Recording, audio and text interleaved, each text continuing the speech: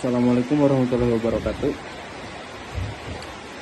Di sini saya akan mempresentasikan tentang AI with Netika yang akan dipresentasikan oleh kelompok BASE. Untuk anggota kelompoknya yang pertama Rian Nugraha dengan NPM 11220057, kedua Mahendra Sujana dengan NPM 11220067, dan yang ketiga saya Ferry Juan Alif dengan NPM 11220066, dan yang keempat Anak Rohairunisa dengan NPM 11220069. Jadi untuk pembahasan yang pertama itu ada Bayesian Learning, yang kedua tools, ketiga case studies, dan yang keempat application demo. Oke, yang pertama Bayesian Learning. Bayesian Network atau Belief Network salah satu metode learning dengan model graph untuk hubungan probabilitas atau kemungkinan di antara seperangkat variabel digunakan untuk suatu permasalahan yang bisa dinyatakan dalam bentuk sebab akibat dengan melibatkan adanya proporis atau ketidakpastian dari satu kejadian, serta dapat beradaptasi secara mudah dan fleksibel dengan berbagai tingkat pengetahuan. Oke, selanjutnya ada Property Bayesian Network. Property Bayesian Network dapat menangani kumpulan data yang tidak lengkap. Yang pertama, dan yang kedua memungkinkan untuk belajar atau learning tentang hubungan antar variabel. Dan yang ketiga ada memungkinkan menggabungkan export, knowledge dan data ke dalam Bayesian Network. Kelebihan dari data selama learning dapat dihindari dengan relatif mudah. Dan yang terakhir mampu memodelkan hubungan kausal antar variabel kausal antar variabel. Dan ada lagi komponen Bayesian Network. Yang pertama komponen kualitatif yang dipresentasikan oleh network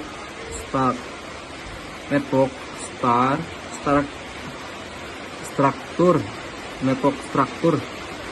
merupakan directed acyclic graph atau DAG disingkatan, yang terdiri dari node atau simpul mempresentasikan variabel acak, dan arches atau busur yang diarahkan menghubungkan pasangan node. Kedua, ada komponen kuantitatif diekspresikan dengan penugasan atau assessment, conditional probability distribution terhadap simpul. Ini saya akan menjelaskan bab 2 tentang tools.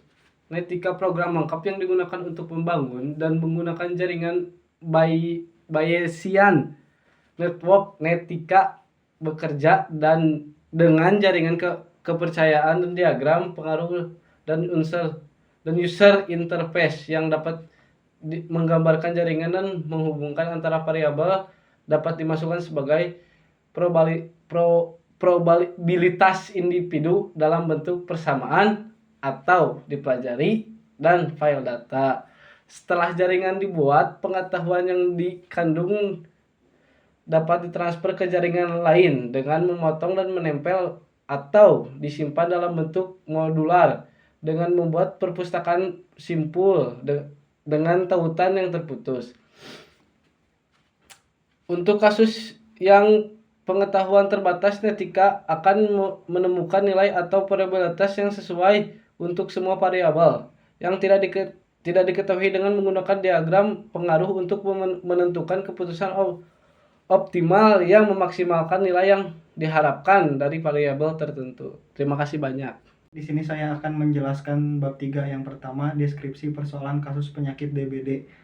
Ada 5 aspek tentang persoalan kasus penyakit DBD. Yang pertama, lingkungan sekitar mempengaruhi daya tahan tubuh seseorang.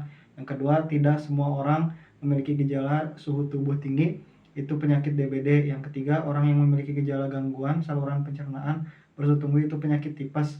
Yang keempat, semua gejala itu penyakit DBD, itu berarti mengalami penyakit DBD. Yang kelima, menjelaskan bagaimana alur probabilitas dari penyakit DBD ini oleh sistem. Nah, mendiagnosis orang yang terjangkit DBD dapat dilakukan dengan menentukan karakteristik seperti kondisi lingkungan sekitar, kondisi badan, serta gejala yang mengacu pada suhu badan dan nyeri sendi. Sehingga persoalannya menentukan apakah diagnosis mempertimbangkan karakteristik tersebut. Lalu kemudian ada solusi penyelesaian kasus.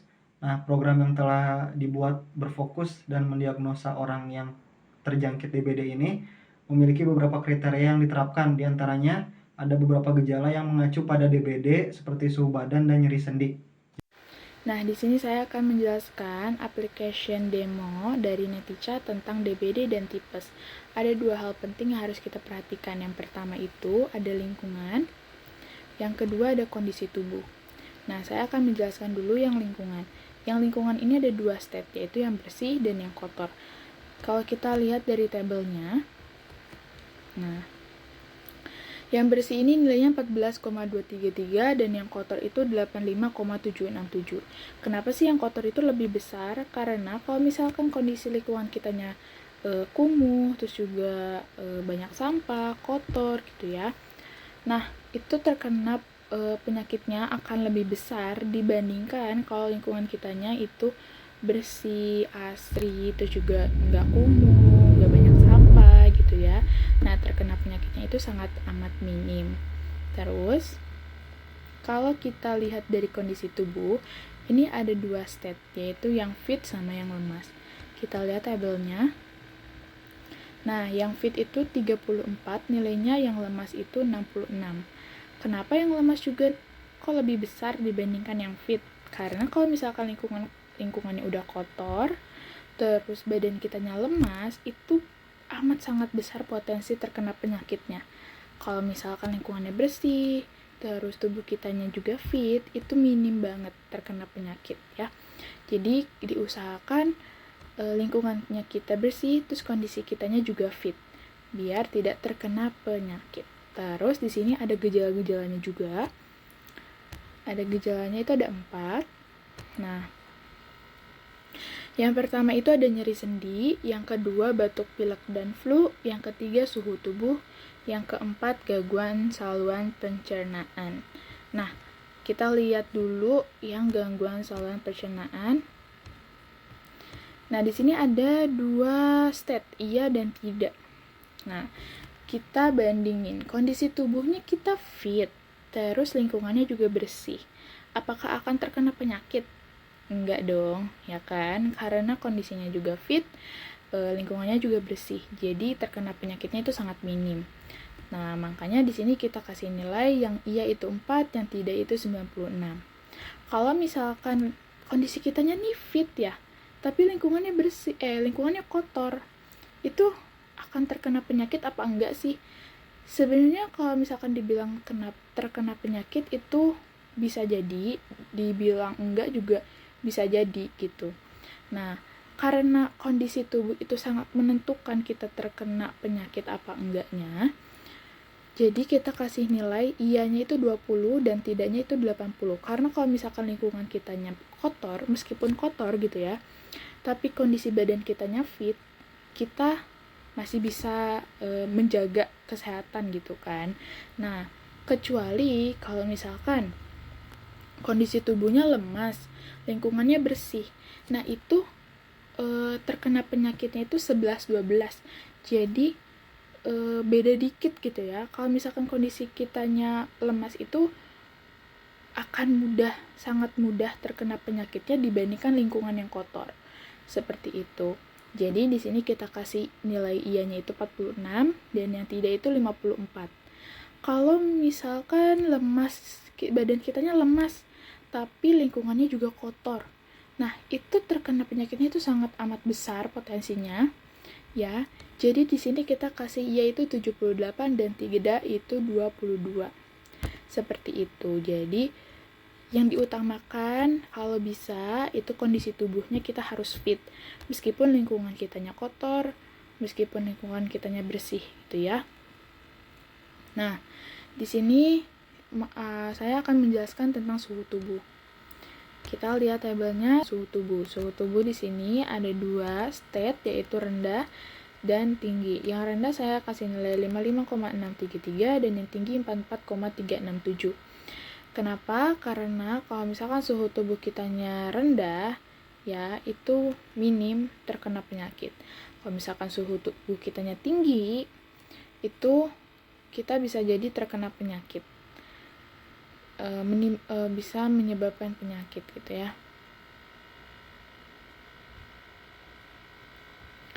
Nah, terus saya akan menjelaskan tentang batuk, pilek, dan flu. Di sini ada 2 state juga, sama seperti halnya gangguan saluran pencernaan. Ada 2 state, yaitu iya dan tidak.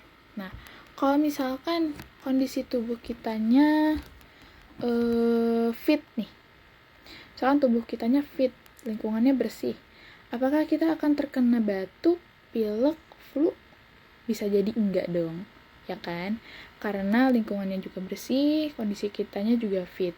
Kalau misalkan kondisi kitanya fit, terus lingkungannya kotor, bisa jadi kita terkena ataupun tidak.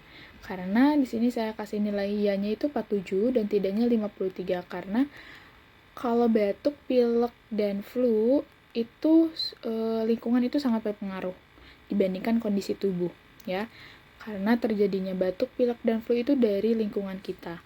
Kalau misalkan kondisi tubuh kita lemas, lingkungannya bersih, bisa jadi tidak, karena lingkungannya bersih. Karena yang paling utama di batuk, pilek, dan flu ini adalah lingkungan. Kalau misalkan lingkungannya kotor, sudah pasti akan terkena batuk, pilek, dan flu.